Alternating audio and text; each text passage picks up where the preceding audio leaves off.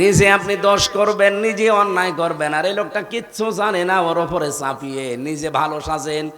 Media মনে করে আপনি ভালো মানুষ, দেশের মানুষও মনে করে আপনি ভালো মানুষ, কিন্তু আল্লাহ পাক বলেন দুনিয়াতে যদি তোর কিছু নাও হয়, একটা ক্ষতি হবে, যে নিজে অন্যায় করে যে মিনফরদ মানুষকে চাপিয়ে দিলি, এই কারণে আমি আল্লাহ এই অপরাধ তোরে দিয়ে দুনিয়ায় আর একবার করাবো। বাংলাদেশের সাবেক প্রেসিডেন্ট ছিলেন যিনি, রাষ্ট্রপতি শহীদ জিয়াউর রহমান, আল্লাহ রাব্বুল আলামিন জান্নাতের সর্বোচ্চ মাকাম তাকে দান করেন। তার জীবনের ভালো কাজ ছিল, বহু ভালো কাজ করেছিলেন, ওইগুলোর ওসিলায় আল্লাহ যেন মাফ করে দেন। মানুষ হিসাবে অন্যায় করেছে, কম বেশি মানুষ হিসাবে অন্যায় করেছে, তার জীবনের অন্যায়গুলো আল্লাহ যদি মাফ করে দেয়, আমাদের তো ব্যাপক ক্ষতি হয়ে যাবে। হ্যাঁ না, আল্লাহ মাফ করে দিন।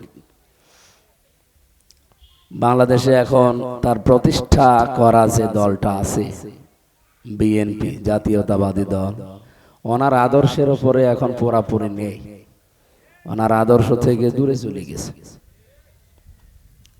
এই জন্য ওনার জীবনী পড়ার জন্য ওই দলে যারা আছেন তাদেরকে আহ্বান জানাচ্ছে। উনি কি ছিলেন, আপনি যদি ওনার মতো হয়ে রাজনীতি করতে পারেন আপনি করেন, আর যদি ওনার মতো না হন, মন মতো চলতে চান, তাহলে ওই দল বাদ দিয়ে অন্য দলে শামিল হন। আমি এখান থেকে আপনাদের শিক্ষা দিতে চাই আয়াত দ্বারা। এখানে নারী পুরুষ যারা আছেন, আল্লাহ যেহেতু ধমকি দিচ্ছেন, হুমকি দিচ্ছেন, আল্লাহর ধমকে যায় তাই ব্যাপার না। আল্লাহ এমনিতে সহসায় ধমক দেন না, কিছু কিছু মানুষকে আল্লাহ ধমক দিয়েছেন, তার ভেতরে এই তিন প্রকার মানুষ। ওয়াইলুল লিকুল্লি হুমাযাতিল লুমাযা, যারা সামনে পেছনে মানুষকে ছোট করার চিন্তায় থাকে, মানুষের গীবত করে, এর কথা ওর কাছে লাগায়, তালাতালি করে, নির্দোষ মানুষের উপর একটা দোষ চাপিয়ে নিজে ভালো সাজে। এই সংস্কৃতি বাংলাদেশে নেই।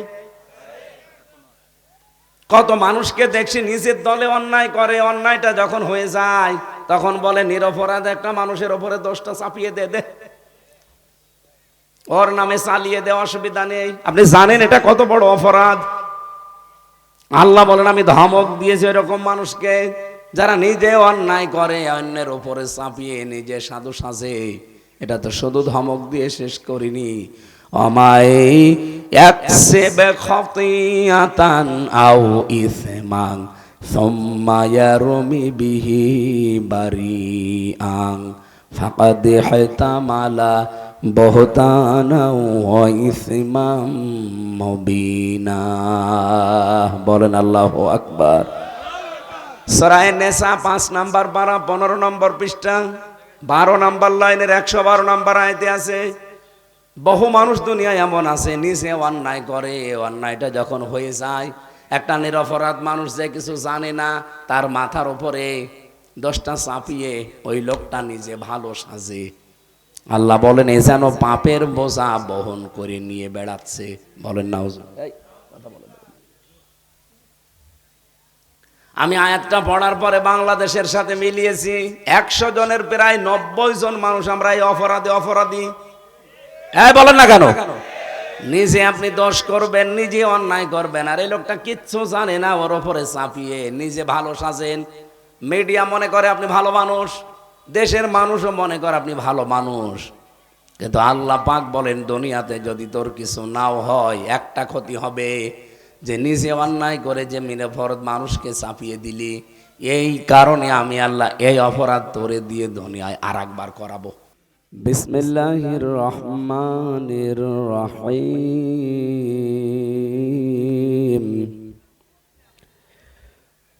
ওয়াইলুল লিকুল্লি হুমাযাতিল লুমাযা আল্লাযী জামা'a মালাও ওয়া আদ্দাদা ইয়াহসাবু আন্না মালাহু আখলাদা। সাদাকতা ইয়া রাব্বানা।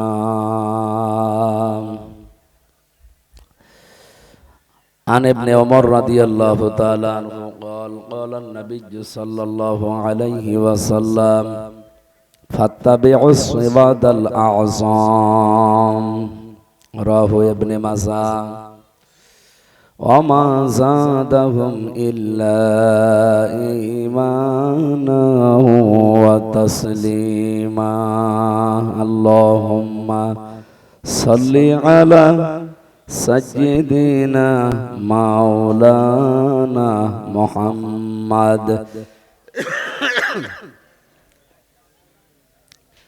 مولانا محمد আলহামদুলিল্লাহ বগুড়া জেলার শেরপুর থানার অন্তর্গত কি গ্রাম এটা বড়াইদহ যুব সমাজের উদ্যোগে তাফসিরুল কোরআন মাহফিলের স্বনামধন্য সভাপতি প্রধান অতিথি বিশেষ অতিথিবৃন্দ সামনে বসা মুসলমান ভাইরা পর্দার আড়ালের সম্মানিতা মা এবং বোনেরা প্রাণপ্রিয় বগুড়াবাসী দোয়া করছি আপনাদের নিয়ে জেলার কৃতি সন্তান বাংলাদেশের সাবেক প্রেসিডেন্ট ছিলেন যিনি রাষ্ট্রপতি শহীদ জিয়াউর রহমান আল্লাহ রাব্বুল আলামিন জান্নাতের সর্বোচ্চ মাকাম তাকে দান করেন তার জীবনের ভালো কাজ ছিল বহু ভালো কাজ করেছিলেন ওইগুলোর ওসিলায় আল্লাহ যেন মাফ করে দেন মানুষ হিসাবে অন্যায় করেছে কম বেশি মানুষ হিসাবে অন্যায় করেছে তার জীবনের অন্যায়গুলো আল্লাহ যদি মাফ করে দেয় আমাদের তো ব্যাপক ক্ষতি হয়ে যাবে না আল্লাহ মাফ করে দিন বাংলাদেশে এখন তার প্রতিষ্ঠা করা যে দলটা আছে বিএনপি জাতীয়তাবাদী দল ওনার আদর্শের উপরে এখন পুরাপুরি নেই ওনার আদর্শ থেকে দূরে চলে গেছে এই জন্য ওনার জীবনী পড়ার জন্য ওই দলে যারা আছেন তাদেরকে আহ্বান জানাচ্ছি উনি কি ছিলেন আপনি যদি ওনার মতো হয়ে রাজনীতি করতে পারে আপনি করেন আর যদি ওনার মতো না হন মন মতো চলতে চান তাহলে ওই দল বাদ দিয়ে অন্য দলে শামিল হন এখানে দলমত জাতি বর্ণ ধর্ম নির্বিশেষে সবাই আমরা এসেছি কোরআন শোনার জন্য আর এই কোরআন শরীফ শুধুমাত্র মুসলমানদের জন্য হ্যাঁ আপনারা জবাব দেবেন যদি জানা থাকে হাদা বায়ানুল লিন্নাস হুদাল লিন্নাস আমার কণ্ঠটাও নষ্ট করে দিয়েছে বিভিন্ন উল্টাপাল্টা জিনিস খাওয়িয়ে কারণ ভেতরে যা দিত ওইটাই খাওয়া লাগতো না খেলে আপনি না খেয়ে মরে যান প্রত্যেক খাবারের সাথে তেঁতুল মিশিয়ে দিয়ে দিয়ে আমার কণ্ঠটা শেষ করে দিয়েছে স্লো পয়জন দিয়ে আমার শরীরটাও শেষ করে দিয়েছে এখন স্বাভাবিক হতে অনেক সময় লাগবে সেই সময় তো আপনারা দিতে রাজি না আসেন হুজুর মরে যান তাও আমাদের ওয়াজ করে আমি তো মরেই যদি যাই যে গরু দিয়ে চাষ করে খাবে গরুই যদি মরে যায় তো কি দিয়ে চাষ করবে এই জন্য কিছুদিন বেঁচে থাকা দরকার না যতটুকু আল্লাহ দিয়েছে আমার ভেতরে এলেম বা জ্ঞান যেটা আছে এটা যেন ইখলাস নিয়ে সততার সাথে প্রচার করতে পারি আজকে আমি ঘন্টাখানিক কথা বলতে চাচ্ছি একটা গুরুত্বপূর্ণ সাবজেক্টের উপরে আল্লাহ আমাকে বলা আপনাদের শোনার মতো ধৈর্য এবং সহ্য দান করেন আমি এটা এখন আর দিয়ে কি হবে তো বলা হয়েই গেল এখন আর লাগবে না যেহেতু কোরআনে কারীম অন্য ধর্মের ধর্মীয় গ্রন্থের মতো না আমি পৃথিবীর প্রায় ৪৫০০ ধর্মীয় গ্রন্থের একটা ঠিকানা পড়েছিলাম ৪৫০০ এটা আমেরিকার একটা জায়গায় একটা কনফারেন্সে আমি দেখেছিলাম ৪৫০০ ধর্মীয় গ্রন্থ তারা কম্পিউটারের ভেতরে দেয় একটা টুকরোর ভেতরে স্ক্রিনে ভেসে ওঠে যে এর মতো কিতাব আর একটা বানানো সম্ভব এবং এর ভেতরে বহু ভুল ত্রুটি আছে কথা বুঝতেছেন ৪৫০০ একটা দুইটা না ওরা সর্বশেষ দিয়েছে মুসলমানদের ধর্মীয় গ্রন্থ যেটা কোরআনে কারীম কোরআন দেওয়ার পরে স্ক্রিনে ভেসে উঠেছে যে কোরআনে কোনো ভুল নেই কিন্তু এর মতো একটা বই বানানো সম্ভব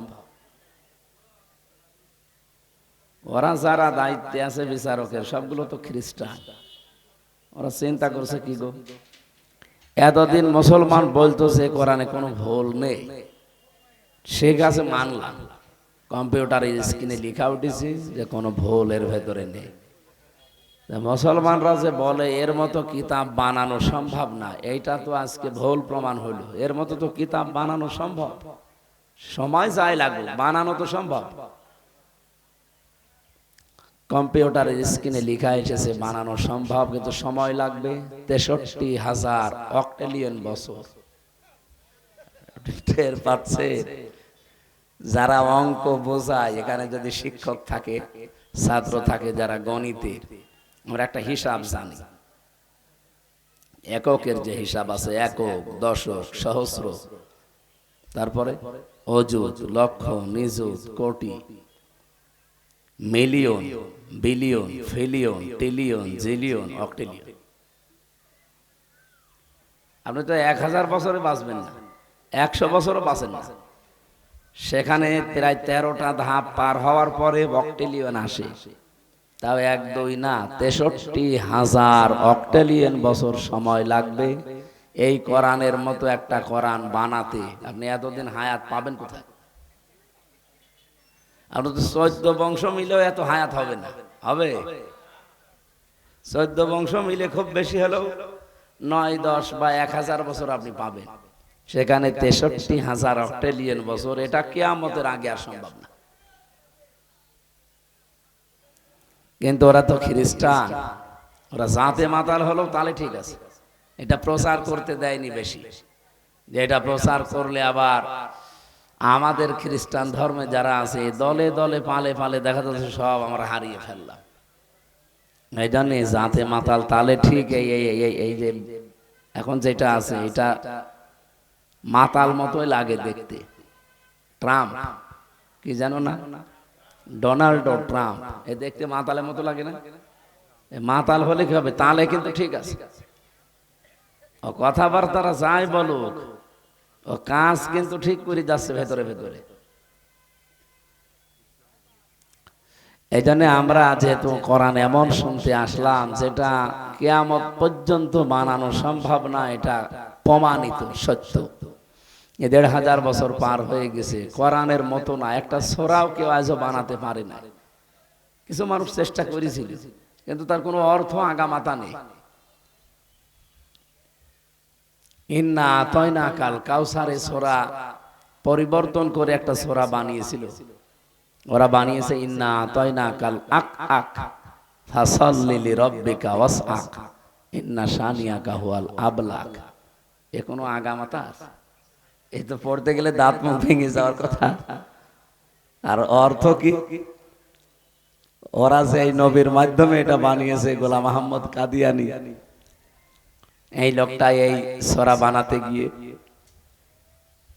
এর বাংলা অর্থ জানিয়েছে, হে নবী, আপনি তো নবী দাবি করে, আপনাকে আমি একটা হতুম পেশা দিয়েছি, সুতরাং হতুম পেশা পাওয়ার কারণে আপনি একটু আনন্দ করেন আর মাঝে মাঝে আপনি চিৎকার করে উঠবেন। একই অর্থ হয়েছে। আল্লাহ কোরআনে কারিমে কি সুন্দর একটা অর্থ দিয়েছেন, ইন্না আতাইনা কাল কাউসার, অবশ্যই আপনাকে আমি হাউজে কাউসার দান করেছি, ফাসাল্লি লিরাব্বিকা ওয়ানহার। এটা পাওয়ার জন্য আপনি দুইটা কাজ করবেন, আপনার রবের জন্য নামাজ আদায় করেন আর কুরবানি স্বীকার করেন। ইন্না শানিয়াকা হুয়াল আবতার, আপনার শত্রুতা যারা করে আমি আল্লাহ বলছি তারা নির্বংশ, তাদের বংশ বলতে পৃথিবীতে থাকবে না। এটা কি প্রমাণিত না অপ্রমাণিত? প্রমাণিত। ওই জামানায় যারা সবচাইতে বেশি শত্রুতা করেছে আল্লাহ তাদেরকে বেশি নির্বংশ করে ছেড়ে দিয়েছে। আবু জেহেল বেশি শত্রুতা করেছিল। আপনি তাকান, তামাম পৃথিবীতে যত মানুষ এখন আমরা আছি, কোন মানুষ তার সন্তানের নাম আর আবু জেহেল অন্তত রাখে না। দরকার হয় কুকুর রাখবে, তাও আবু জেহেল রাখে? আমি কুকুরও নাম একজনের শুনেছি, একজনের নাম রেখেছিল কয়হস্যু কয়হস্যু কু কু। নাম কি? জিয়াউর রহমানের ছোট ছেলের নাম ছিল কোকো। কয়ৌকার কয়ৌকার কি হয়? তাই ওকার বাদ দিয়ে যদি আপনি হর্ষকার দেন তাহলে কি হবে? কো কো। একটা মুরব্বী মানুষকে ওনার নাম ধরে ডাকতে দেন, যাদের দাঁত নেই, কি বলে ডাকবে? হ্যাঁ কুকুর। আমি কি বেশি বলছি? আবু জেহেলের নামে আজ পর্যন্ত আমি এই ১৫০০ বছর চলছে ওর পুরা জীবনী আমি পড়েছি, কিন্তু আজ পর্যন্ত আমি শুনিনি যে কেউ বলে যে কুকুরটা আমি অন্তত আবু জেহেলের নামে রাখলাম। রাখে? নির্বংশ করে ছেড়ে দিয়েছে। এই জন্য যেটা শুনতে এসেছেন এটা এত অথেন্টিক, কিয়ামত পর্যন্ত এর ভেতরে ভুল প্রমাণ করার এ পৃথিবীতে কেউ নেই, এখনো নেই, কিয়ামত পর্যন্ত আসবে না ইনশাআল্লাহ। সেই কোরআন থেকে সরাসরি আমরা তাফসীরুল কোরআন মাহফিল লিখেছেন আপনারা, তাফসীর মাহফিল তো নাকি? হ্যাঁ, তাফসীর আকারে কিছু কথা বলতে চাচ্ছি। রাসূলের উপর আগে একটু দরুদ পড়ি, যেহেতু আমরা একবার পড়েছি সাল্লাল্লাহু আলাইহি ওয়াসাল্লাম। কারণ এই অনুষ্ঠান যত ছোট হোক আর বড় হোক, এটা যদি দরবারে এলাহিতে কবুল হতে হয় তাহলে আপনাকে দরুদ পড়া লাগবে। দরুদ না পড়লে এটা আকাশে ঝুলে থাকবে, আরশে যাবে না। কি বুঝলেন এখান থেকে? তাহলে দরুদের গুরুত্ব কত বেশি। আমরা অনেকে বলছি দরুদ তো পড়লাম, আরে ভাই এটা তো শুধু পড়ার বিষয় না, দরুদে যা পড়বে ওইটা যেন আপনার প্র্যাকটিক্যাল লাইফে, বাস্তব জীবনে থাকে। এটাকে আমি বাংলায় বলবো নাকি আরবিতে যা বলেছি ওইটা শেষ? বাংলায় বলা যায় না একটু? আপনি বলছিলেন আল্লাহুম্মা, হে আল্লাহ, সাল্লি আলা, সাল্লুন শব্দের শাব্দিক অর্থ রহমত নাজিল করা, দয়া করা, দরুদ পড়া, নামাজ আদায় করা, 4টি অর্থ হয়। যেহেতু আমি আল্লাহর কাছে কিছু কামনা করছি রাসূলুল্লাহর জন্য, সেহেতু এখানে হবে রহমত নাজিল করা। এই এদিকে তাকান। আপনি বললেন হে আল্লাহ তুমি রহমত নাজিল করো। আল্লাহ জানো অলিখিত ভাবে একটা প্রশ্ন করছে আমাদের, যে কার উপরে বলছে না? আল্লাহ যে বললেন, আপনি নিজেই বললেন, আমরা সবাই মিলে আল্লাহ তুমি রহমত নাজিল করো। আল্লাহ সাহসায় কিন্তু বলতে পারেন যে কার উপরে। পৃথিবীতে তো বহু মানুষ আছে যে একজনের নাম বলবা না। আপনি আমি আমার বাবার নাম বলি নাই, আমার নেতার নাম বলি নাই, আমার দাদার নামও বলি নাই, বলেছি আলা মোহাম্মদ। কার উপর? মোহাম্মদের উপর। এখানে কি পৃথিবীর অন্য কারো নাম আমরা বলি? এই জোরে বলেন বলি? যেহেতু গ্রাম্য মানুষ আপনার, আমি একেবারে গ্রাম্য ভাষায় বলছি। আপনি নিজে থেকে সবাই মিলে আমরা এক বাক্যে স্বীকার করলাম আল্লাহর কাছে, আল্লাহ যার উপরে রহমত নাজিল করার কথা বলছি উনি আর কেউ না, আলা মোহাম্মদ, মোহাম্মদের উপরে। আল্লাহ পাক যেন আর একটা প্রশ্ন আমাদের কাছে করছেন, এই মোহাম্মদ কে? যার উপরে রহমত নাজিল করব এই মোহাম্মদ কে? আপনি আমি বলি না যে আমার বাবা হয়, আমি আপনি বলি না যে আমার দাদা হয়, আমার বংশের কেউ। বলিছি? কি বললাম? এই ওটা থামান।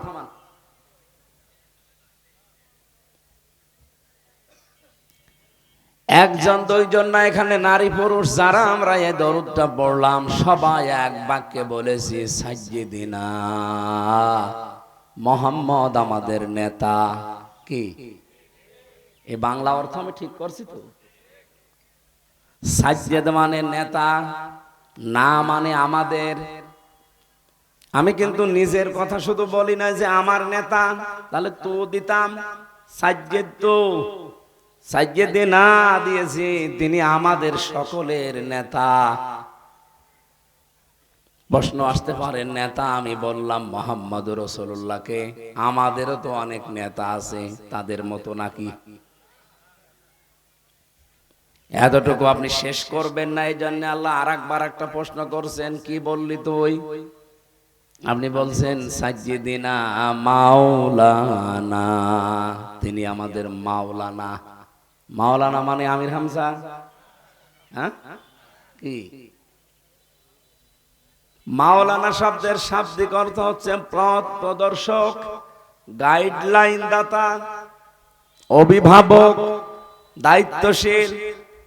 এবার আপনার প্রশ্ন হচ্ছে, এখানে আপনি যে বললেন মাওলানা, এমন মোহাম্মদের ওপরে তুমি রহমত নাজিল করো যিনি আমাদের নেতা, যিনি আমাদের মাওলানা, আমাদের অভিভাবক, গাইডলাইন দাতা, পথ প্রদর্শক।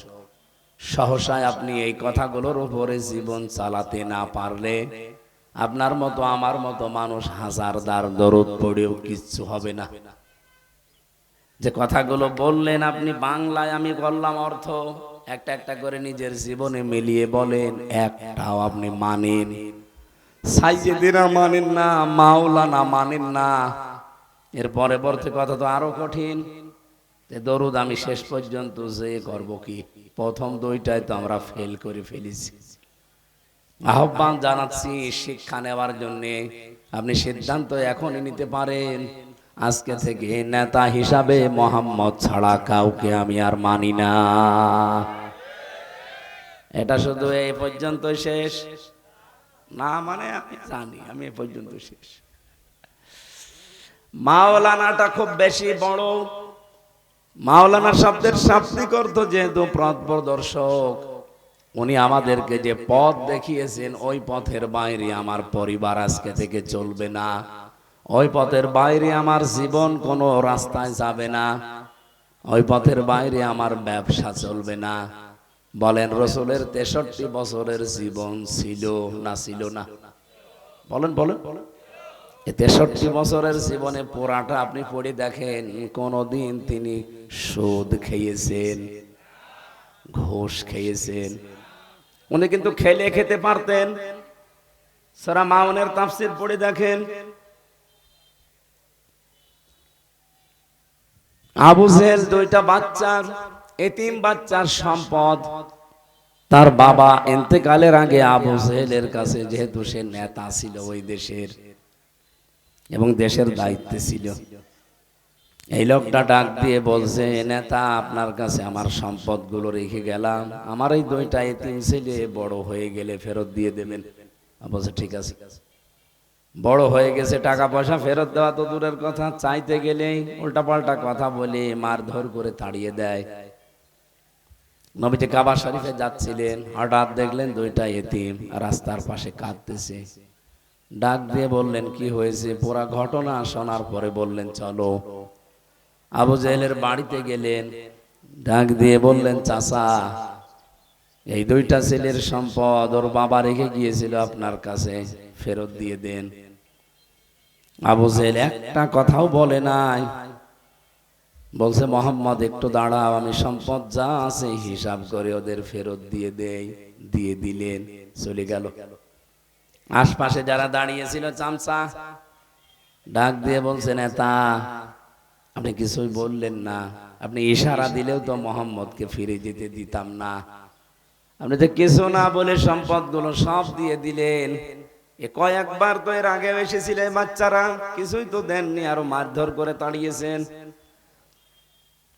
সূরা মাউন তাফসীরে মুফাসসির লেখেন, আবু জেহেল ওই দিন বলেছে, চামচারা আমি যা দেখি তোমরা দেখতে পাও না।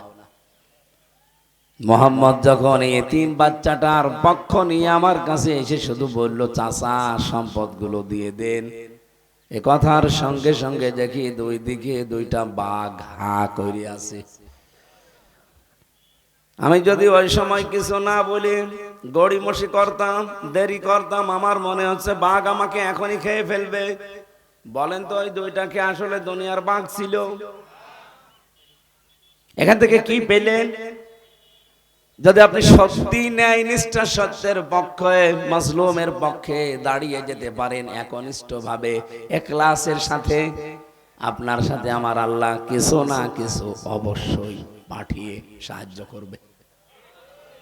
আজ বাংলাদেশে যদি আমরা এটা করতে পারতাম, এই দেশে চাঁদাবাজি হইতো না।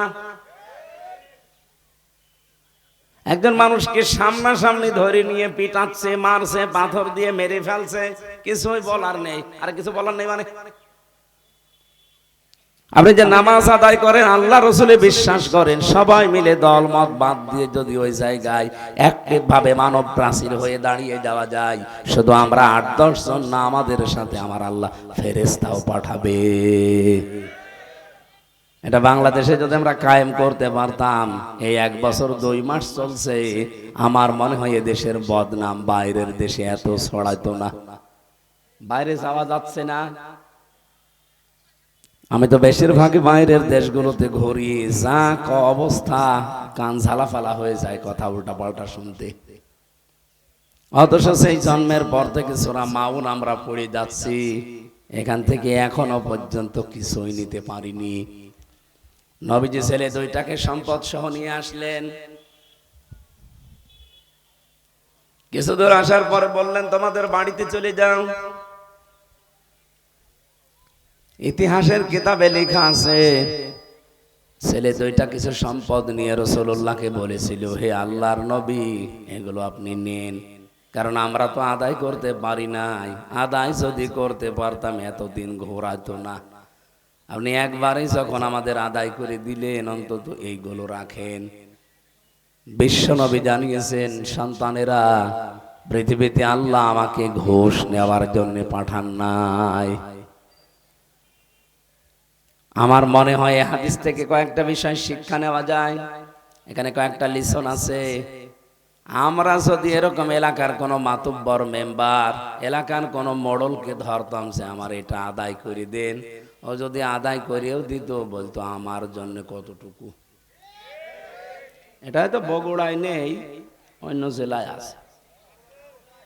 ও বলতো আমার জন্য কি আছে বলো, 10 লাখ টাকা আমি আদায় করে দেব, আমার কিন্তু 2 লাখ ভাগে রাখা লাগবে। তা আপনি যে পথ প্রদর্শক হিসাবে মাওলানা বললেন রাসূলুল্লাহকে, কি মাওলানা মানেন? আমি আশা করছি আপনারা বুঝে ফেলেছেন নাকি? হ্যাঁ, আমার আর দরকার নেই। এইভাবে দরুদ পড়ার দরকার ছিল। যদি এগুলো মেনে নিয়ে দরুদ পড়তেন, একবার দরুদ পড়লে মান সাল্লা আলাইয়া ওয়াহিদান সাল্লাল্লাহু আলাইহি আশরা, কেউ যদি একবার দরুদ পড়ে আমার উপরে, তার উপরে আল্লাহর রহমতের দৃষ্টি নাজিল হয় কয়বার? 10 বার। এই দরুদ সেইটা। আপনার মাওলানা ঠিক নেই, সাইয়েদিনা ঠিক নেই, আপনি আন্দাজে খালি পড়িয়েই যাচ্ছেন, ইয়া নবী।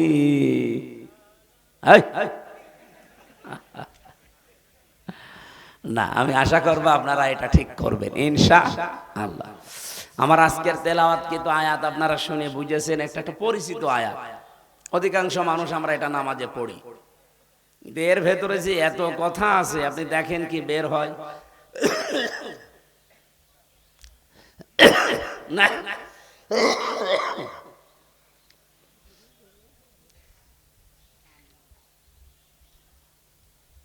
সূরার নাম সূরা হুমাযা। আমরা অনেকে মনে করি হুমাযা মনে হয় কারো নাম। আমি একজনের জমজ মেয়ে হয়েছিল, শুনেছিলাম যে কি নাম রাখলেন, বলছে হুমাযা আর লোমাযা। কোথায় পেয়েছে নাম? বলছে কোরআন শরীফ পড়তে গিয়ে পেয়েছি, ওয়াইলুল লিকুল্লি হুমাযাতিল লোমাযা। আপনি কি জানেন এর বাংলা অর্থ কি? কোরআনে পেয়েছে, আবার বাংলা অর্থ লাগবে কেন? কিন্তু বাংলা অর্থ হচ্ছে সামনে এবং পেছনে নিন্দাকারী। খুব ভালো নাম।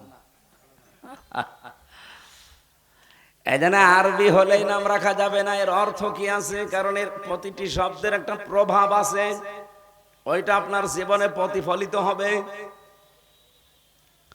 আমি নামকরণটা নাই বললাম, যেহেতু হুমাযা শব্দটা এই আয়াতের ভেতরে আছে, সেখান থেকে এই সূরার নাম হয়েছে হুমাযা। বাংলা অর্থ হচ্ছে নিন্দাকারী।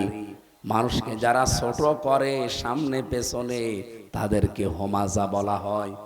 আর আমার যতটুকু মাথায় জ্ঞান বুদ্ধি আল্লাহ দিয়েছে, সবচাইতে বেশি মানুষকে ছোট করা হয়েছে এই 15.5 বছর। কিভাবে ছোট করতো মানুষকে ধরে, সামনে হোক পেছনে হোক, কি করে ছোট করা যায়, খাটো করা যায়, যেভাবে হোক অপমান কি করে করা যায়, এই চিন্তায় মনে হচ্ছে একদল মানুষ লেগে আছে, বিশেষ করে আলেমদের বিরুদ্ধে। আমি 3টা বছর যেখানে ছিলাম এখানে আমার সামনে হোক পেছনে হোক দেখেছি যারা দায়িত্বে ছিল রিমান্ডে থেকে শুরু করে জেলখানা পর্যন্ত আমার মনে হয় সরকার ওদের দায়িত্বই দিয়েছিল কি করে আলেমদেরকে ছোট করা যায়। যত ছোট নিকৃষ্ট কথা, যত রকমের অপমানজনক কথা তারা আমাদেরকে শোনাতো বলতো, কিন্তু কিচ্ছু বলার নেই। চার দেওয়ালের মাঝে চিৎকার করলেও কোনো জায়গায় যাবে না। প্রথম যেখানে ছিলাম ওটা তো আয়না ঘর, মাটির নিচে। আপনি যতই চিল্লান পিটাবে, চিল্লানো পর্যন্তই, উপরে আওয়াজ যাবে না। মাঝে মাঝে আওয়াজ আসতো উপর দিয়ে, নাই গাড়ি চলছে, কিন্তু কোন জায়গায় ওটা আমি এখনো জানি না। এখন শুনতেছি ব্যারিস্টার আরমান ভাই বের হওয়ার পরে বলছে ওটা ক্যান্টনমেন্টে, র্যাব অফিসে, কাউন্টার টেররিজমে, এই সমস্ত জায়গাগুলো তোরা মাটির নিচে ঘর বানিয়ে রেখেছে। আগামীতে এই দেশে কেউ যেন আয়না ঘর আর বানাতে না পারে, এই জন্য এই বিল্ডিং গুলো মনে হয় ভেঙে দেওয়া দরকার। আবার যদি কেউ ফ্যাসিস্ট হয়ে আবির্ভূত হয়, ও লোকটা আবার ওই ঘরে মানুষ রাখবে। কি ভয়ঙ্কর ঘর! আমি নিজে যেহেতু 10 দিন ছিলাম, রিমান্ডে ছিলাম, তাও এত কঠিন অবস্থা করে।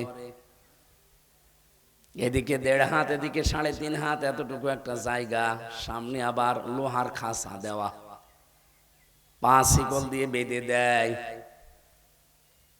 আপনি যে একটু কায়ত হয়ে থাকবেন না, হাত পায়ের ভেতর দিয়ে এইভাবে লাগায়।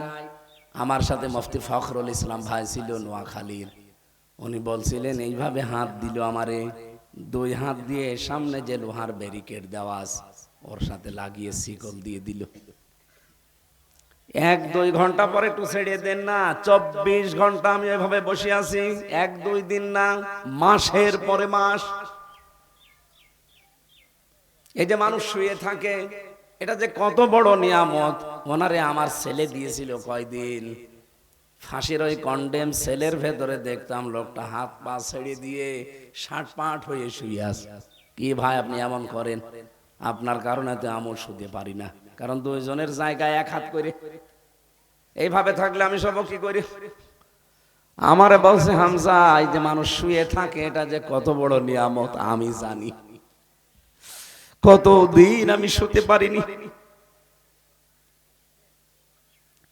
পায়খানা প্রসাবের জন্য মাত্র 1.5-2 মিনিট সময় দিত। 24 ঘন্টার ভেতরে একবার পায়খানা প্রসাবে যেতে পারবেন, তাও 1.5 থেকে 2 মিনিট। এর চাইতে বেশি সময় হলে আপনাকে ডাক দেবে, তাও পায়খানার কোনো দরজা নেই। যুবক মানুষ আপনি, যুবতী মেয়ে আপনি, পায়খানার সর্বোচ্চ আমার মনে হয় 2 হাত একটা দেওয়াল দেওয়া আছে ওই ঘরের ভেতরে। কোনো দরজা নেই, দরজা দিলে আপনি দাঁড়ালে দেখা যাবে, বসলে দেখা যায় না, এরকম সিস্টেম। ওরা সামনে বসে আছে পাহারাদার। আপনি বলেন তো একটা যুবক মানুষ এই দৃশ্য দেখে আপনার পায়খানা যদি লাগেও ও ছাতা বন্ধ হয়ে যাবে। লজ্জা শরম বলে তো একটা জিনিস আছে মানুষের।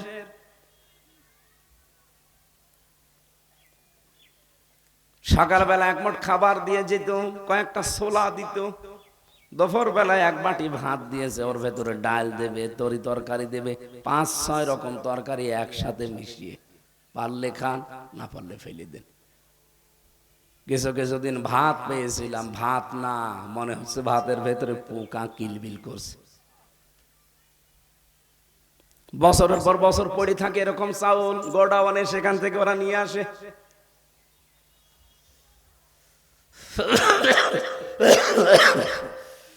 শরীরটা নষ্ট করে দিয়েছে এই শয়তানরা। এখনো পর্যন্ত আমি স্বাভাবিক কথা বলতে পারি না, বললেই দেখেন প্যাস লেগে যায়। বেঁচে আছি আমার মনে হয় এটা আমার আল্লাহর দয়া। এই কঠিন দৃশ্যগুলোই শুধু যদি এমনি রেখে দেয় তো ভালো। এমন এমন গালি দেয় মা বাবা তুলে।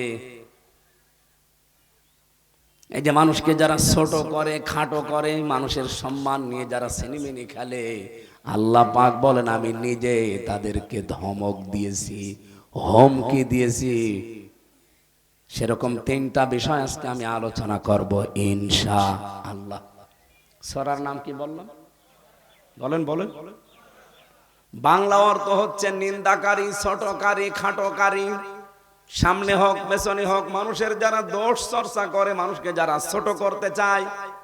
আপনি দেখেনি 15.5 বছরে বিরোধীতে যারাই ছিল তাদেরকে কত ছোট করেছে, কত খাটো করেছে, মিথ্যা মামলা দিয়ে, মিথ্যা সাক্ষী দিয়ে আদালতের সামনে দাঁড় করিয়ে সব ওদেরতে আপনি বিচার পাবেন কি করে?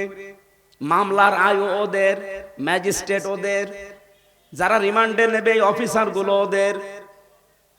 আপনি বিচার চাবেন কার কাছে? আপনার জন্য মাত্র একটা লোক আছে, আপনার উকিল। তাও সে উকিলের কথা ওরা শোনেও না। এই 3 বছর আমার উকিলের একটা কথাও শয়তানরা শুনে নাই। বাংলাদেশের বড় বড় লয়ার ধরেছিলাম, অ্যাডভোকেট, ব্যারিস্টার, কিন্তু তারা শুধু শো দাঁড়িয়ে থাকবে, কারণ সবই তো ওদের। বিচারপতি পর্যন্ত নিয়োগ দেওয়া ওদের। 3টা বছরে মামলা এই টেবিল থেকে এই টেবিলেও যায়নি, ওই জায়গায় পড়েছিল। অথচ সরকার পরিবর্তন হতে দেরি। আগস্টের 5 তারিখের পরে আমি মনে হয় 11 তারিখে মামলাটা তুলেছিলাম। তুলতে দেরি, শুধু জামিন না, আমার মামলা পুরা খারিজ হয়ে গেছে। আমি জজ সাহেবকে অন্তত জিজ্ঞাসাও করেছিলাম গোপনে যে আপনি এতদিন মামলাটা হাতেই ছিল, তখন তো জামিন দিলেন না, এখন জামিন না খারিজ করে দিলেন কি করে? আমার বলছো হুজুর আমার হাত বাঁধা ছিল, আমি কিচ্ছু করতে পারি না, ইচ্ছা থাকার পরও আমার হাত বাঁধা ছিল। ওপর থেকে শুধু আমাকে লাল সিগন্যাল দিয়েছে, লাল কালি দিয়েছে, এইটা হবে না, এইটা হবে না। আমি চেষ্টা করলেও পারি নাই, করব কি? আপনি আমারে মাফ করে দিয়েন। আপনার প্রতি আমার কোনো বিদ্বেষ নেই, রাগ নেই, আমার একটা অভিমান আছে হাসিনার উপরে। এই মহিলা কি করলো? এখন নাই হব স্বামীর বাড়ি যেয়ে বসে আছে, কিন্তু আমারে তো নষ্ট করে দিয়ে গেল। কালকে শুনলাম ওনার মেয়ে লাইভ করছে, আমার মা অসুস্থ, দোয়া করেন। দোয়া? ওর জন্য দোয়া আসবে? দোয়া করেই দেব, ওর জন্য আরো অসুস্থ হয়। শয়তান মহিলা। আরে ভাই, আমার মতো একজন না, বিরোধীতে আমরা যারা ছিলাম হাজার হাজার মানুষকে এভাবে কষ্ট দিয়েছে। 76 জন আলেম আমরা এক জায়গায় ছিলাম, প্রত্যেককে শয়তান মহিলা এরকম অপমান করেছে। আর আমাদের দায়িত্বে দিত কোনো মুসলমান না, বেশিরভাগ সব হিন্দু। দেবদুলাল, সুব্রত বালা, আশিক কুমার, লিটন ঘোষ, এত সব আল্লাহর ওলির নাম বলছি। এই শয়তানদের মনে আমি আলেম না জালেমও দেখা দেখি নেই। ওদেরকে যেহেতু নির্দেশনা দেওয়া ছিল, 3টা বছরে একটা দিনও আমারে বাইরে যোগাযোগ করতে দেয়নি। অথচ মার্ডার মামলার আসামি প্রতি 7 দিনে একদিন কথা বলে 10 মিনিট করে আমার সামনে। কতবার এই দেবদোলাল আর সুব্রত বালা, এই শয়তান, এই কোলাঙ্গার অফিসারদেরকে বলেছিলাম যে বাড়িতে একটু জানান যে আমরা বেঁচে আছি, একটু 5 মিনিট দেন। না, দেওয়া যাবে না। কি কষ্ট লাগে বলেন তো ওই সময়। খাবার দাবারের তো অবস্থা, 24 ঘন্টা অতটুকু একটা ঘরের ভেতরে তালা মারা। আমি যে অসুস্থ হয়ে গেছি ডায়াবেটিস, ওই দিন থেকে হাঁটতে দিত না। 24 ঘন্টা এক জায়গায় বসে থাকবেন। আপনি 10 দিন এরকম থাকেন, দেখেন কয়টা রোগ হয়।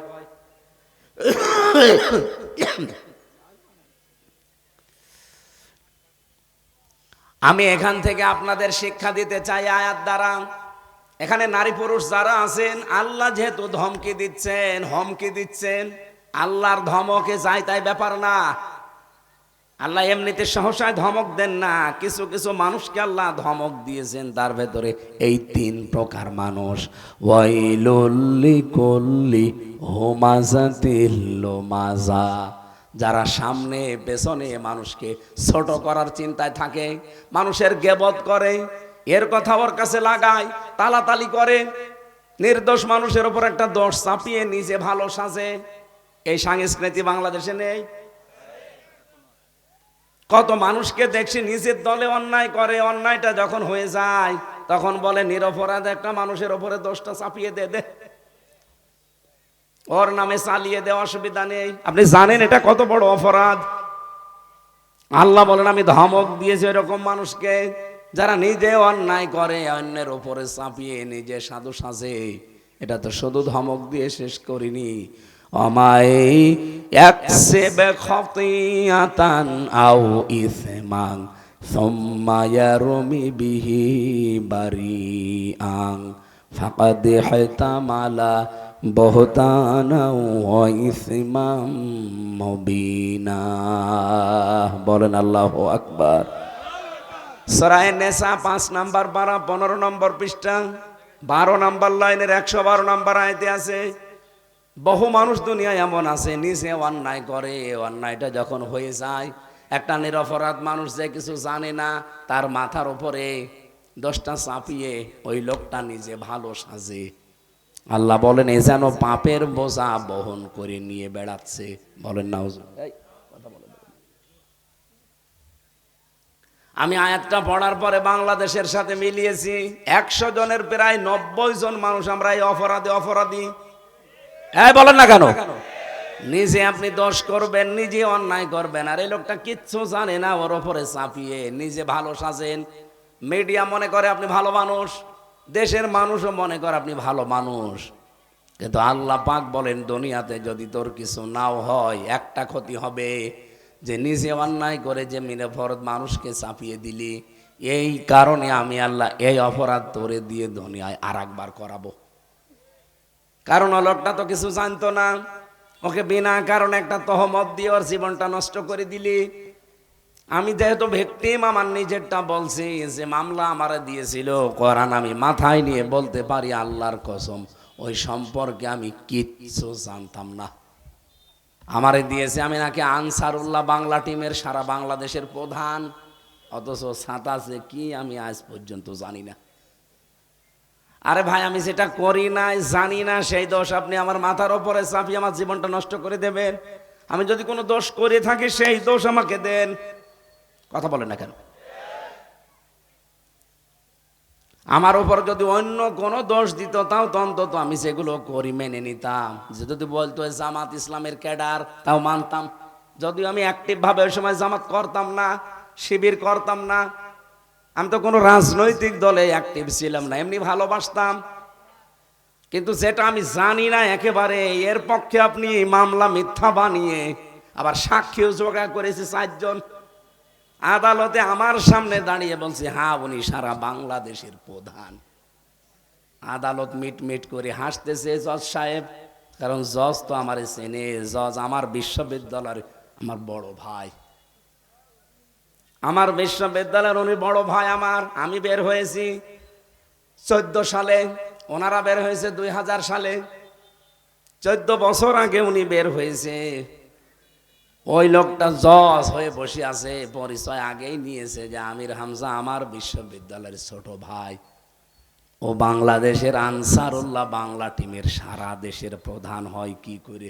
কারণ সরকার যা শিখিয়ে দিয়েছে, প্রশাসন যা বলেছে, ওরা গড় করে তাই বলছে। সাক্ষীদের পরিচয় পরে নিলাম। কুষ্টিয়ায় বাড়ি, হিন্দু, গৌতম ঘোষ। ও শয়তানরা জীবনে আমি কোনোদিন দেখিনি, ওর নামও শুনিনি। ওরা পরে জেলখানা থেকে বের হয়ে আগস্টের 5 তারিখের পরে যখন পরিবেশ এসে গেল, একদিন যে বললাম দাদা আপনি, হুজুর কিছু বললেন না, খুব বিপদে আছে। ওই সময় আমারে টাকা দিয়েছিল, আমি করবো কি? আমারে বললো এই টাকা থাকলো যে শুধু তুই বলবি যে হুজুরকে আমরা চিনি, এই চালিয়ে দিয়েছে। উনি তো আর আল্লাহ রসুল বিশ্বাস করে না। না না, আরো পিছনে লাগবে ভাই, পেছনে মানে মানুষ আছে। ওনারে আমি যদি কোরআন হাদিস দিয়ে ওয়াজ করি, দাদা কিয়ামতে কিন্তু জবাব দেওয়া লাগবে, ও বিশ্বাস করবে? তো কিয়ামতে বিশ্বাস করে না, আল্লাহ রসুলও বিশ্বাস করে না, ওরে বোঝাবো কি করে? ওই দিন বলেছিলাম দাদা একটা কথা মনে রাখেন, আপনি যেহেতু একটা নিরপরাধ মানুষকে একটা বানানো দোষ চাপিয়ে দিলেন, আপনাকে দিয়ে এই জঙ্গি কাজ আল্লাহ করাবে। দেখবেন আপনার দ্বারা এমন একটা কাজ প্রকাশ পাবে, আপনি অপমান হবেন যে এখন আমার বাঁচার উপায় কি আছে? না, নিরপরাধ মানুষকে যদি কেউ ফাঁসিয়ে দেয়, তার জীবনে কোনো ক্ষতি হয়ে যায়, ওই অপরাধ থেকে ও যদি মন থেকে মাফ না করে, আল্লাহ মাফ করবে না। ও তো আর আল্লাহ বিশ্বাস করে না, ওরে বলা লাগবে যে ভগবানও আপনাকে মাফ করবে না। আমার এই ছোট্ট জীবনে সবচাইতে বড় অভিজ্ঞতাগুলোর ভেতরে এইটা বেশি। আমরা প্রায় 10,000 মানুষ ছিলাম জেলে, ওই শুধু 1-4টা জেলখানায়, গাজীপুরে, কাশেমপুরে। আমি যার সাথেই মিশতে পেরেছি, যতটুকু ঈদের দিন ছোট ছেড়ে দিত, আর সারা বছর তালা মারা। মাঝে মাঝে দেখা করতো অনেকে এসে, আমি দেখতাম 100 জনের প্রায় 60 জন তার মামলা সম্পর্কে কিচ্ছু জানে না, বিনা কারণে মিথ্যা মামলা দিয়ে, মিথ্যা সাক্ষী দিয়ে বছরের পর বছর তাকে জেলখানায় পচাচ্ছে। এ দৃশ্যকে আমি বানিয়ে বলছি? বলেন বলেন।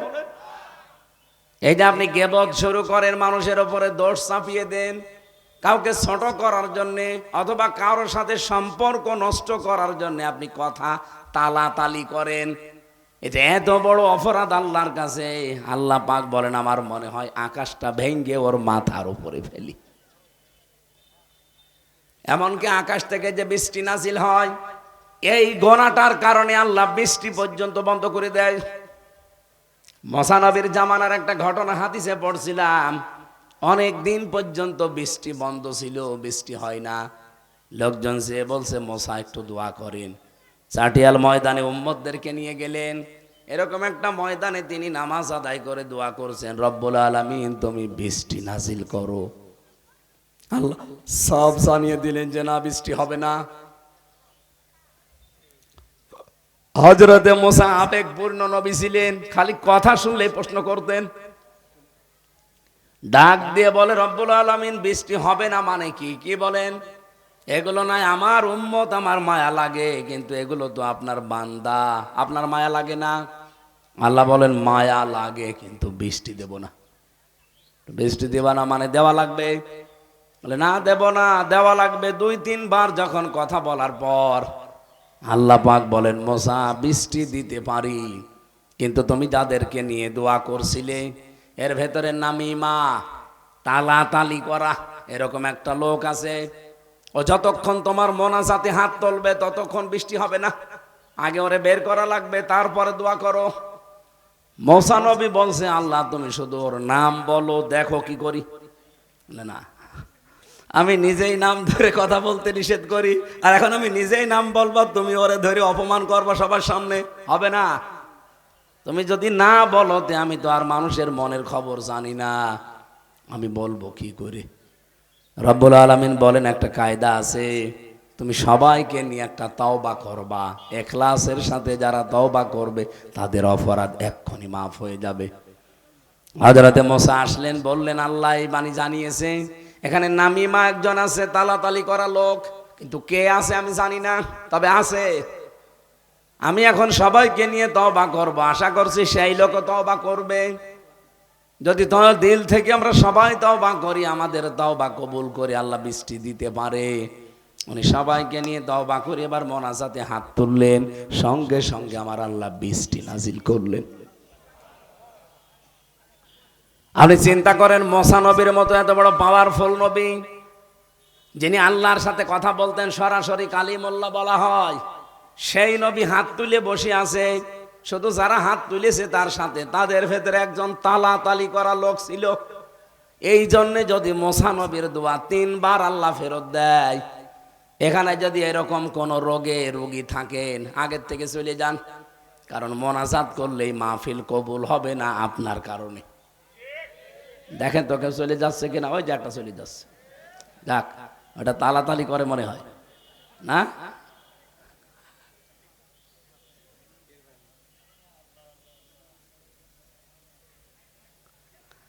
আপনি কি এই গোনাটাকে ছোট মনে করছেন?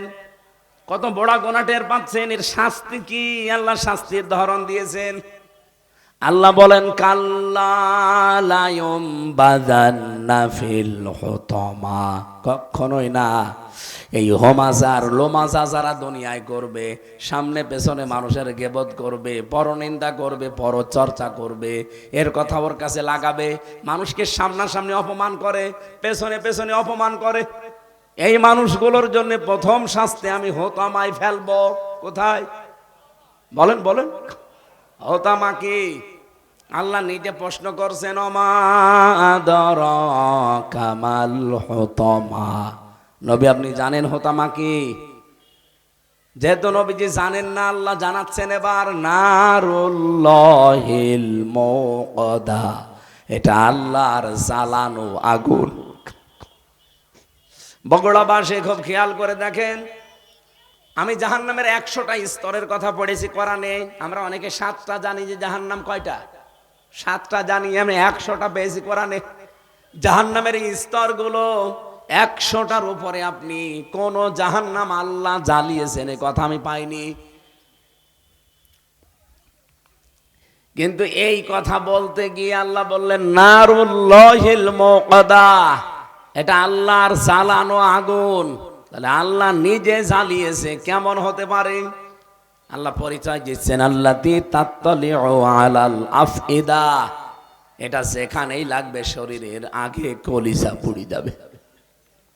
আমার তো মনে হচ্ছে এই গুনাহ যেহেতু কম বেশি আমাদের সকলের ভেতরে আছে, এই যে নিন্দা করা, গীবত করা, এটা আমরা ছোটখাটো মনে করে করে যাচ্ছি। আল্লাহর এই বানানো জাহান্নামের হোতামার নিজের জ্বালানো আগুনে যদি একেবারে শরীরের কোনো নখও লাগে, সঙ্গে সঙ্গে কলিজা পুড়ে শেষ। ইন্নাহা আলাইহিম মুকসাদা, এই জাহান্নামের ভেতরে দেওয়ার পরে আল্লাহ উপরে ঢাকনা দিয়ে ঢেকে দেবে। ফি আমাদিম মুমাদ্দাদা, যতই চিৎকার করেন ভেতরে লম্বা লম্বা খুঁটি করা আছে, আগুনের খুঁটি, পিঠ মোড়া দিয়ে চিরদিনের মতো বেঁধে রাখবে। দৃশ্যটা যদি শুধু কাফেরদের জন্য হতো আমি বলতাম না, এগুলো যেহেতু আমাদের জীবনে ঘটতেছে সামনে, যেন এখনই আমরা পরিবর্তন হব। দুনিয়া একদিকে যাক, আমি গীবত করব না। মেয়েদের ভেতরে স্বভাব বেশি, এক কথা বলছেন না কেন? সম্মানিত মা বোনেরা, শুধু নামাজ পড়া, রোজা রাখার, কালো বোরকা পরা ইবাদত না, নিজের চরিত্রকে সংশোধন করবেন। যে দুনিয়ায় একদিকে চলে যাক, আমি অন্তত কারো বদনাম করব না, গীবত আমার দ্বারা হবে না। নবীজি বলেন, গীবত যদি কেউ করে সে যেন মরা ভাইয়ের গোশত খায়। ইমাম আবু হানিফা রহমতুল্লাহ আলাইহে, তার জামানায় একজন লোক এসেছে, হঠাৎ মুখ দিয়ে কথা বললেই পচা গোশতের গন্ধ বের হয়। দুর্গন্ধ টের পেয়ে তিনি বললেন, আল্লাহর বান্দা পচা গোশত খেয়েছেন? বলে না তো, আমি আজ 1 সপ্তাহ গোশত জাতীয় কিছু খাইনি। ইমাম আবু হানিফা বললেন, না অবশ্যই আপনি খেয়েছেন, নয়তো আপনার মুখ দিয়ে পচা মাংসের গন্ধ আসতো না। লোকটা বলে, হ্যাঁ আমি আজকে এমন একটা গোশত খেয়েছি যেটা না খেয়েও খাওয়া হয়। আমার এক ভাইয়ের বদনাম করেছিলাম আমি। ইমাম আবু হানিফা বললেন, আল্লাহর বান্দা এইটাই আমার আল্লাহ তোমার মুখ দিয়ে বের করছে। এটা যদি সত্যি এখন এই দৃশ্যগুলো আমরা দেখতে পেতাম, এখানে বহু মানুষের মুখের কাছে দাঁড়ানো যেত না। বলেন, আমার জীবনের অন্যান্য দিনগুলো যাই হোক, এই 7 দিন আমি কোরআন শরীফ সামনে নিয়ে গ্যারান্টি দিতে পারি, এই 7 দিনই আমার দ্বারা কোনো গীবত হয়নি। কারণ এই 7 দিন দিনের বেলা 24 ঘন্টা আমি কোনো কথা বলিনি। আমার কথা বের হইতো না, কথা বলবো কি করে? কিছু হলে ডাক্তার বলেছিল এভাবে লিখে দেবেন যে আমার কথা বলা নিষেধ, আমি কথা বলতে পারছি না। কেউ আসলে এটা ধরিয়ে দিতাম যে দেখেন, সেদিন চট্টগ্রাম থেকে, সিরাজগঞ্জ থেকে, ফরিদপুর থেকে প্রায় 7-8 দল গিয়েছে আমার বাড়ি। সবার ইচ্ছা যে একেবারে মনের মতো খালি গল্প করব। আমি বললাম, এই দেখেন আমার কথা বলা নিষেধ। ওরা নিজেরাই বক বক করে সব বাড়ি চলে গেছে। হ্যাঁ, গীবত কিছু কিছু কথা বলছিল যেগুলো গীবতের পর্যায়ে পড়ে, এই জন্য বললাম এই কাগজ দেখিয়ে আমি বিদায় নিয়ে ওপরে চলে গেলাম। আমি আর মনে হয় মাঝে মাঝে যদি এরকম 7 দিনের মতো আমার জীবনটা আমি তৈরি করতে পারতাম, সে জাহান্নামে হতো আমায় অন্তত যাওয়া লাগতো না। 3 বছরও অনেক গোনা থেকে আল্লাহকে আমাকে বাঁচিয়েছে, যদিও কষ্ট হয়েছে ওই 3 বছর, কিন্তু বহু গোনা থেকে আল্লাহ আমাকে বাঁচিয়ে রেখেছিলেন। আমরা জীবনকে পরিচ্ছন্ন করার জন্য এই আয়োজনগুলো করি, আল্লাহ যেন সারা জীবনে আমাদের আর গেবদের ভেতরে ফেলে না দেন, বলেন আমিন। আল্লাহ দিয়ে জামা মালা ওয়া আদাদা, আল্লাহ বলেন আমি ধমক দিয়েছি তাদের যারা মাল জমা করে, ইহসাবু আন্না মালাহু আখলাদা, আর মনে করে মাল আমাকে চিরস্থায়ী করে রাখবে, আমার কাছে এটা স্থায়ীভাবে থেকে যাবে। এখন মাল কি? এখানে আমরা অধিকাংশ মানুষ মনে করি মাল মানে টাকা পয়সা। না, মালের আমি 5টা অর্থ পেয়েছি তাফসিরে, ভালো করে মিলান তো, আপনি মিলাচ্ছেন নাকি দেখেন। 1 নম্বরে মাল মানে অর্থ সম্পদ টাকা পয়সা, 2 নম্বরে মাল মানে অস্ত্র শস্ত্র, 3 নম্বরে মাল মানে শক্তি সামর্থ্য, 4 নম্বরে মাল মানে লোকবল জনবল, 5 নম্বরে মাল মানে রাষ্ট্রীয় চেয়ার। এই 5টা বিষয় যারা জমা করে আর মনে মনে ভাবে এটা আমাকে স্থায়ী করে রাখবে, এটা আমার কাছে চিরস্থায়ীভাবে থেকে যাবে, আল্লাহ বলেন কাল্লা, কখনোই না। তোর আগে এরকম বহু মানুষ জমিয়েছিল, এক জায়গায় করেছিল, কিন্তু সেগুলো তাদেরকে চিরস্থায়ী করে নাই, তাদের কাছে স্থায়ীভাবে থাকেও নাই। তার প্রমাণ আবুল আহাব মন্ত্রী ছিল, মা আগনা আনহু মালুহু ওয়া মা কাসাব, তার মাল সম্পদ ছিল, সে যা উপার্জন করেছিল একটাও তার কাজে আসে নাই। জীবনের শেষ দিকে তার প্লেগ রোগ হয়ে গোশত পচে পচে শরীর থেকে পড়ে পড়ে ও মারা গেছে। ওর আপনজনরা মাটি দেবে সে অবস্থাও ছিল না, কারণ ওর কাছে গেলে ওই রোগ হয়ে যায়। লোক ভাড়া করে ডম মসি মেতর যায় বলেন, বড় একটা বাঁশ নিয়ে দূর থেকে লাশ ঠেলে গর্তের ভেতরে দিয়ে দূর থেকে পাথর নিক্ষেপ করে ওরে মাটি চাপা দিয়ে দিয়েছে। ওর সম্পদ আদি, ওর ক্ষমতা, ওর অস্ত্র শস্ত্র, ওর লোকবল জনবল কোনো কাজে এসেছে? এই জন্য যারা জমা করছেন এগুলো অবৈধভাবে, আপনি মনে করছেন এগুলো আমার কাছে থাকবে, জীবনেও না। এই 15.5 বছর যারা অবৈধ করেছিল ওগুলো তাহলে তাদের কাছে থাকতো কই? তারা আজ কোথায়? বগুড়ায় তো পাবেন না, সব পালিয়েছে, পালিয়েও তো শান্তিতে নেই। সেদিন সিঙ্গাপুরে না মালয়েশিয়া যেন এক হোটেলে উঠেছিলাম, নিচে নেমে দেখি 2 জন চা খাচ্ছে। কি গো এখানে? হুজুর আমরা আগেই পালিয়েছি। কেন? আপনার তো বহু বাড়ির কথা শুনি, 620টা বাড়ি আপনার, একটা বাড়িতেও যেয়ে থাকতে পারেন না, থাকবো কি করে? এই দেশে আমার বাড়ি আছে সাহেব পাড়া, মালয়েশিয়াতে সাহেব পাড়া বানিয়েছে শয়তান, থাকতে পারে না, হোটেলে থাকে। মালয়েশিয়াতে 20 লাখ বাঙালি থাকে, যদি আমারে দেখতে পায় বাইরে পিটিয়ে ভর্তা বানিয়ে ফেলবে। এই জন্য বাইরে যায় না, খুব গোপনে আছে। হুজুর দোয়া করেন, দোয়া তোর জন্য দোয়া আসবে শয়তান।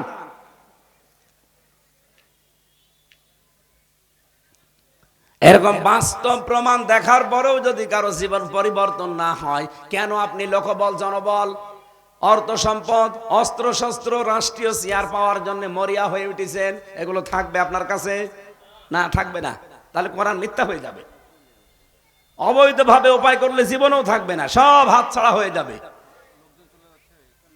কিছু করার নেই ভাই, আমি এগুলো জানি না। আর যেগুলো যারা নিয়ে আসে ওরা কি করে, কি ওরা যে 2 জন এসেছে সাথে কি করতে এসেছে? এই হাফেজ, গাড়িতে বসে আসো, একই দায়িত্ব দিয়েছে, আমি পারি এসব? আমি বললাম যে এসব পারি না, আমার তাফসির করার জন্য নিয়ে আসেন, আমি তাফসির আকারে কথা বলছি। মাদ্রাসার জন্য কালেকশন আমি পারি, আমরা নিয়ে আসেন কেন? আমি বললাম যে ওদের নিয়ে আসে এই কারণে।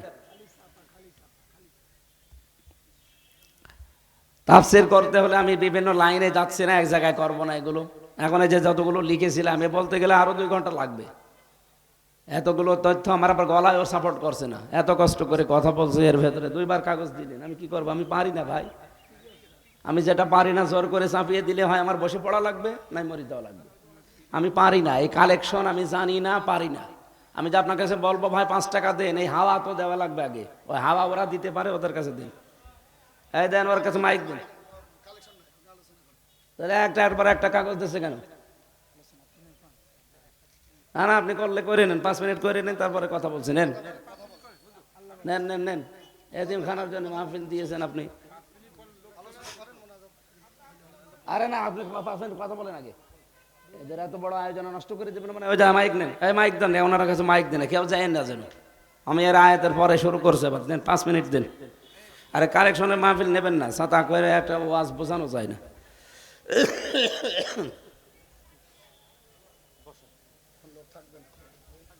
দাও দাও দাও, তাড়াতাড়ি করো। এই বগুড়া জেলার মাটির নিচে যারা ঘুমিয়ে আছে, আল্লাহ তাআলা এই জেলায় শহীদ রাষ্ট্রপতি জিয়াউর রহমানের বাড়ি, তাকে সহ মেহেরবানি করে মৃত মানুষদের ক্ষমা করে দাও। এই বগুড়াতে ইসলাম প্রতিষ্ঠার জন্য যারা একামতে দিনের দায়িত্ব পালন করে, ইখলাসের সাথে সততার সাথে পালন করার তৌফিক দাও। সম্মানিতা মা বোনদেরকে তুমি খাদিজার মতো, আয়েশার মতো বানিয়ে দাও। জীবনে বহু অপরাধ করেছি, আজকে আমরা মন থেকে ক্ষমা চাই, আমাদের মাফ করে দাও। এই মাহফিলের আয়োজন করতে গিয়ে তোমার যেই বান্দাগুলো চেষ্টা চালিয়েছে, আল্লাহ তাদের চেষ্টাকে সফল করো। আমি নিজে অসুস্থ, আল্লাহ আমার কণ্ঠটা তুমি মেহেরবানি করে আগের মতো বানিয়ে দাও। বারাকাল্লাহু লানা ওয়া লাকুম ফিল কোরআনিল আযীম। আলহামদুলিল্লাহি রাব্বিল আলামিন।